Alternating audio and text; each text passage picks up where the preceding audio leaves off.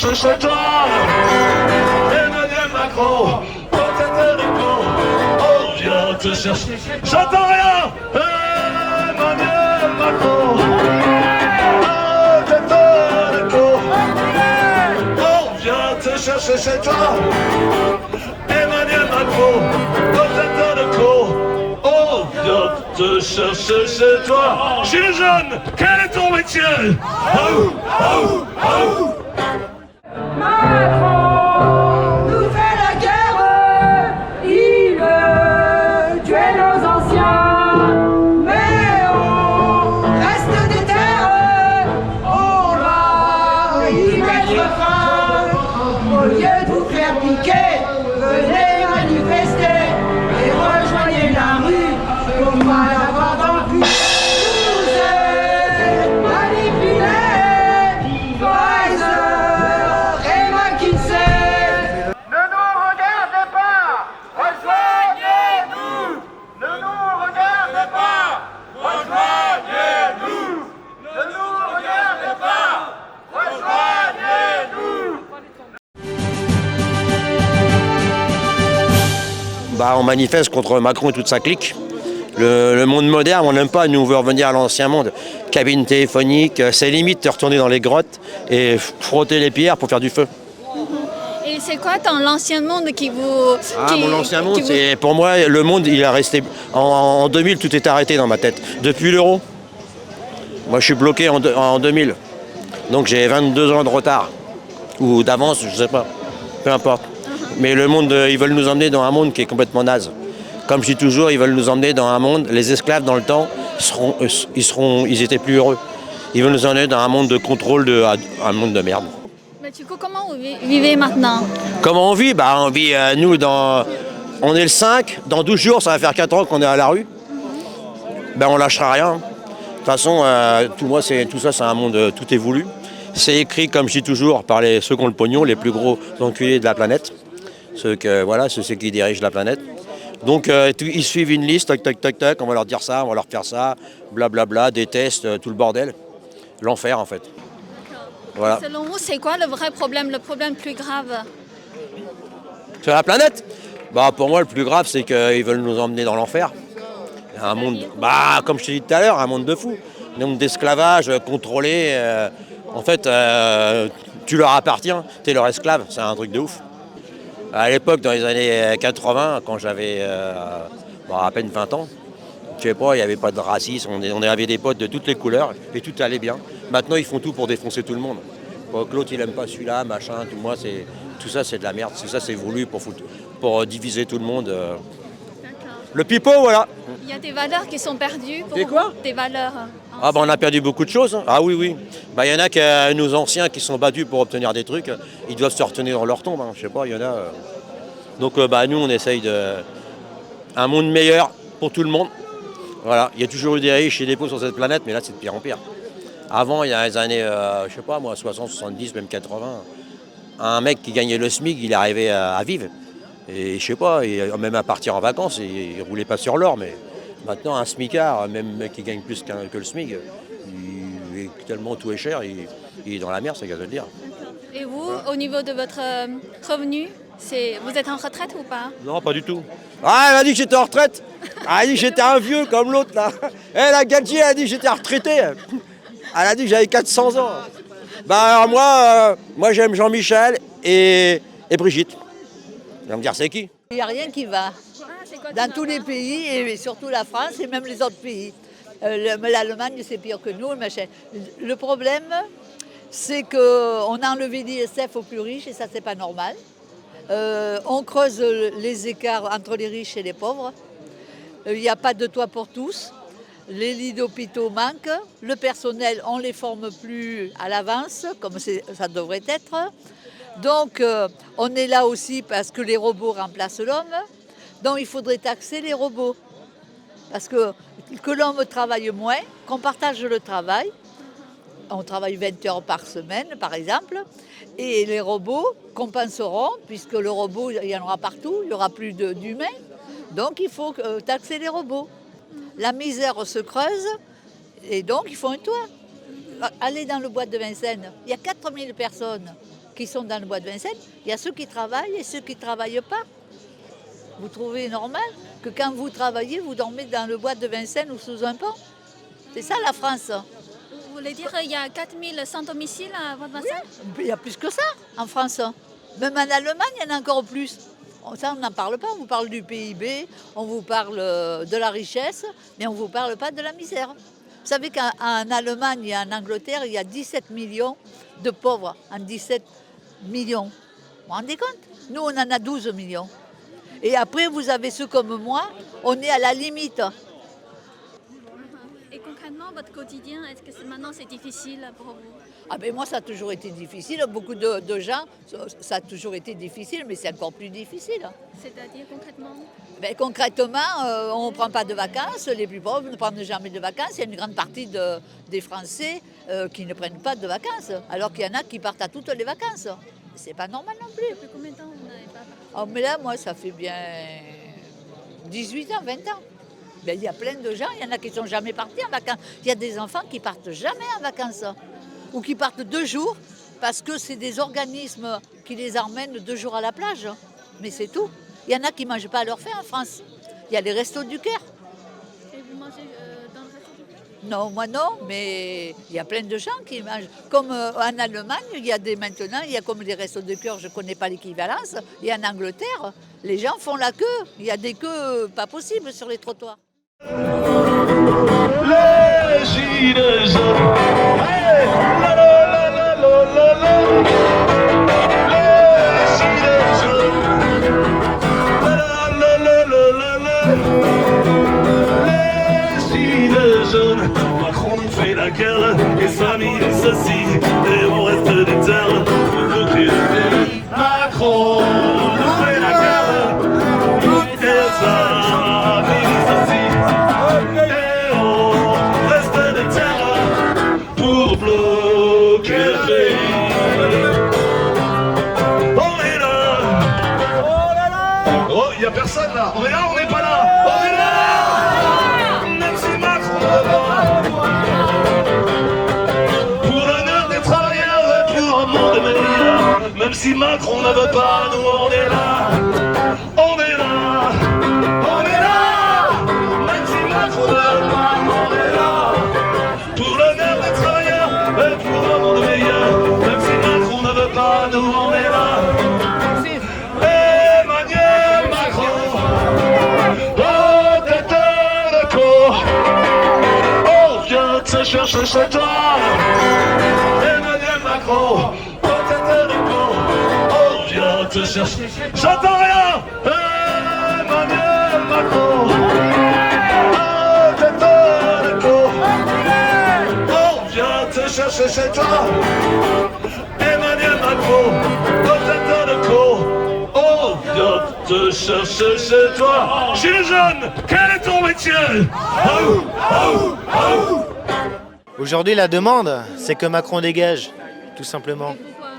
On manifeste contre tout ce qu'il fait, c'est-à-dire les réformes, les prix qui augmentent, les centrales fermées, contre les 49.3.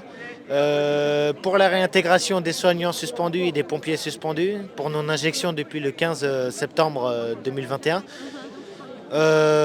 Enfin, contre la Macronie en général, quoi. Il y a plein de revendications, le vaccin, avec le chantage sanitaire que nous, les infirmiers, on a subi. Voilà, ce genre de choses. Donc c'est aussi pour ça que je suis là aujourd'hui. Par rapport au salaire et la retraite, c'est quoi qui ne va pas?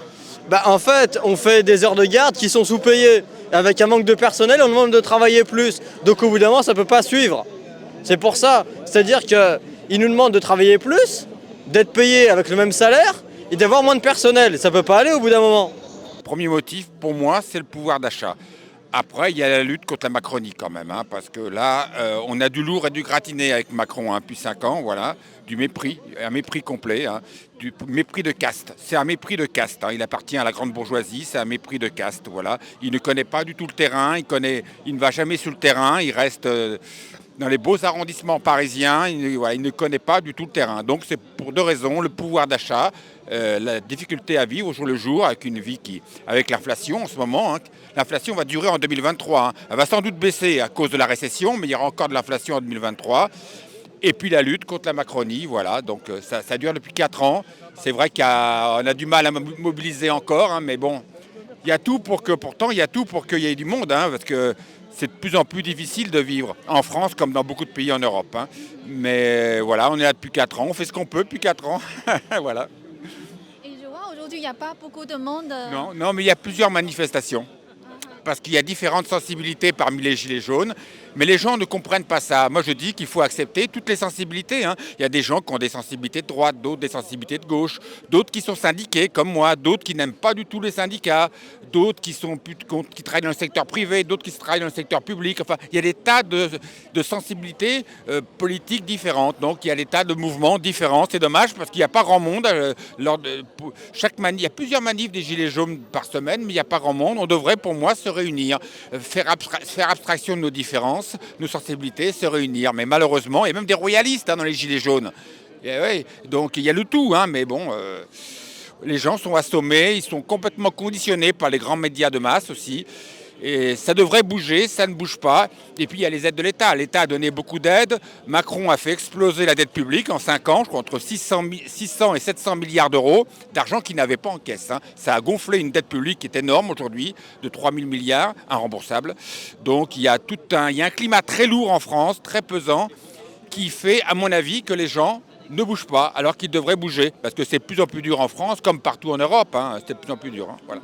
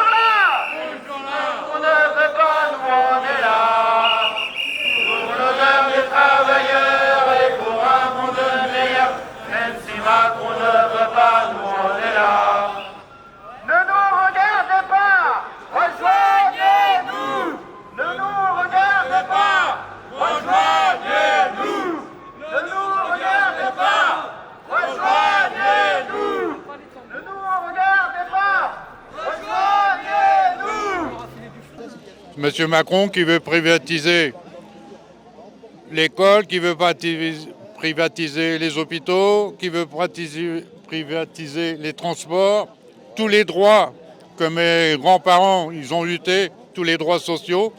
Monsieur Macron, comme c'est le président des riches, il veut privatiser tous nos acquis qu'on a eus depuis à peu près un siècle. Vous pensez que c'est vraiment un problème entre pauvres et le riche? Bien sûr. On vit dans un milieu capitaliste. Et le capitaliste, ceux qui sont le plus touchés, c'est le petit peuple français, c'est nous. Et nous, on est un soulèvement du peuple français pour dire qu'on est contre cette vie politique et qu'on peut vivre différemment, être plus solidaire, avoir plus de fraternité, partage des richesses, et ainsi de suite. Et c'est pour ça qu'on s'est soulevé au départ. Et vous, personnellement, est-ce que la situation c'est aussi difficile pour vous?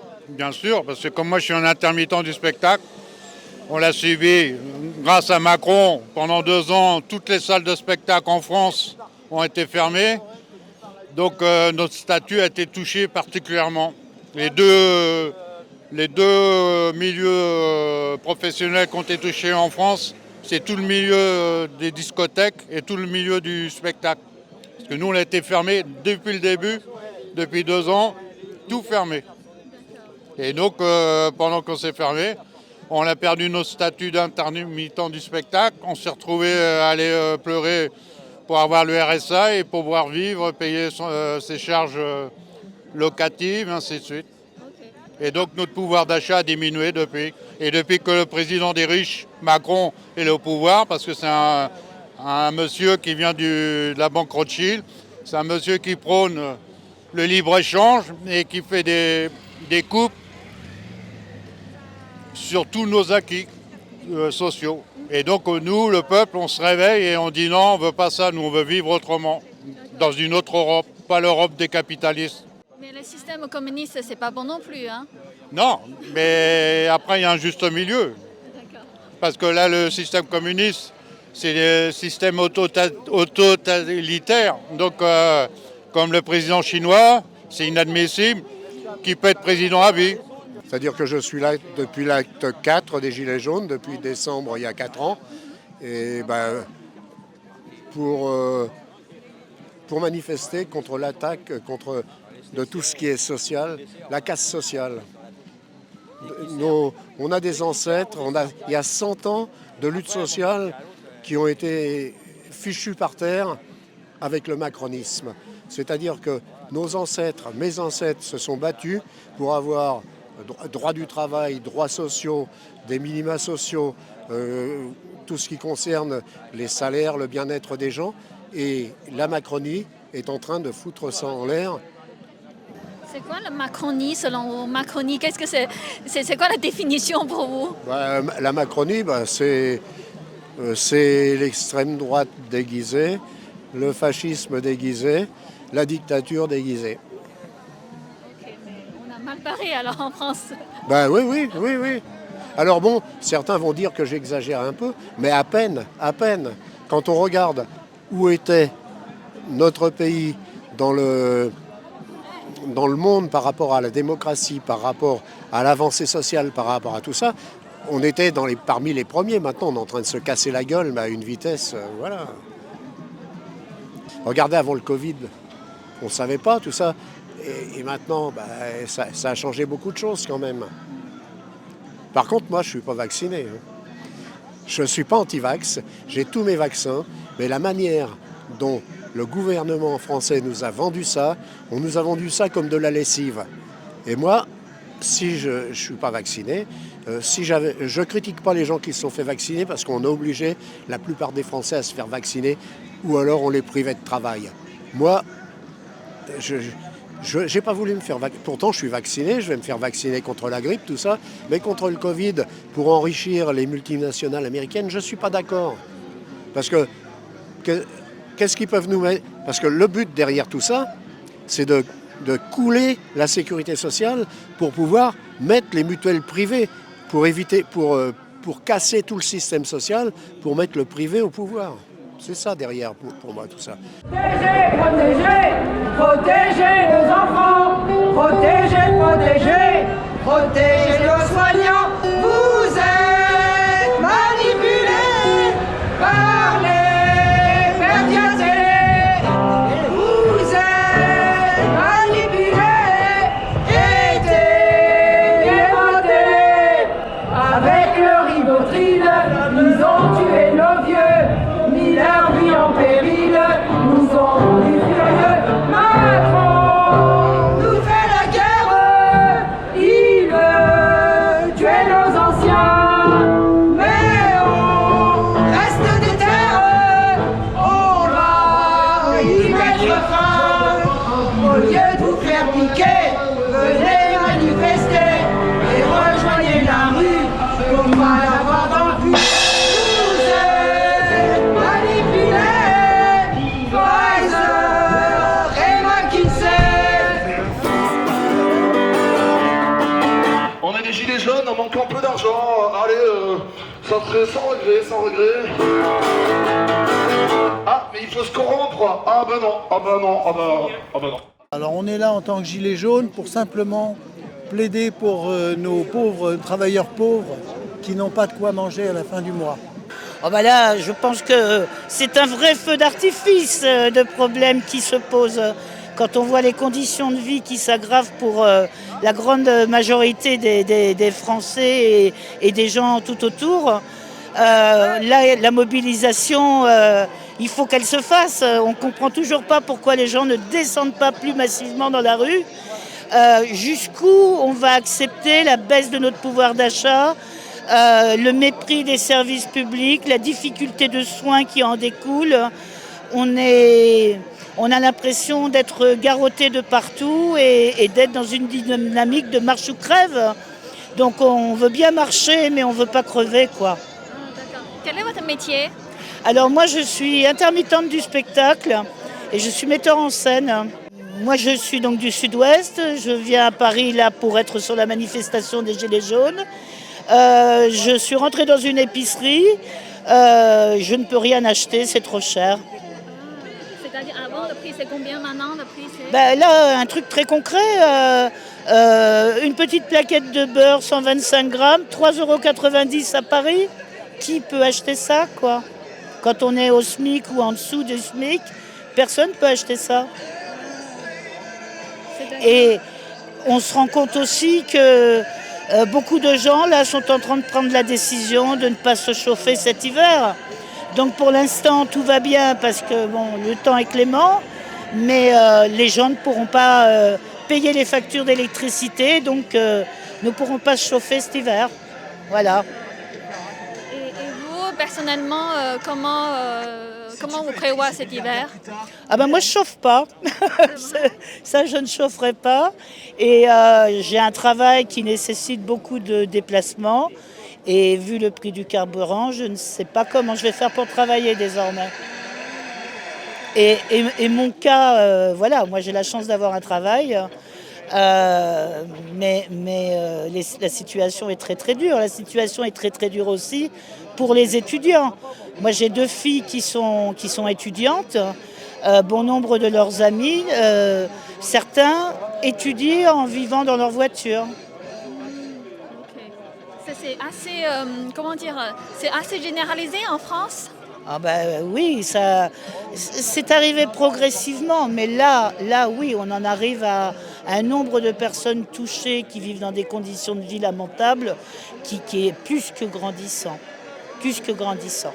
Et l'augmentation des prix sur tout le type de produits est une catastrophe pour tout le monde. Et on sent bien que les gens tombent les uns après les autres en fait. Et ceux qui touchaient les plus défavorisés, maintenant commencent à toucher les classes moyennes.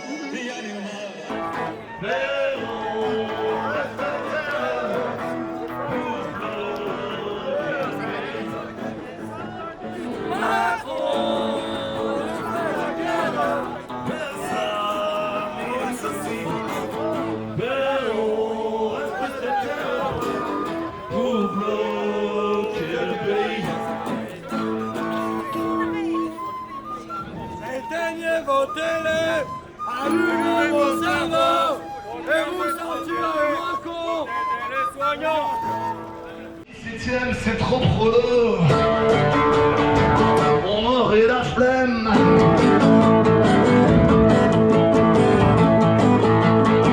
Amis Bobo, rejoignez-nous. Rejoignez-nous dans la rue. Amis Bobo, faites votre venue. On n'a jamais bouffé du bobo que du riche du 16e.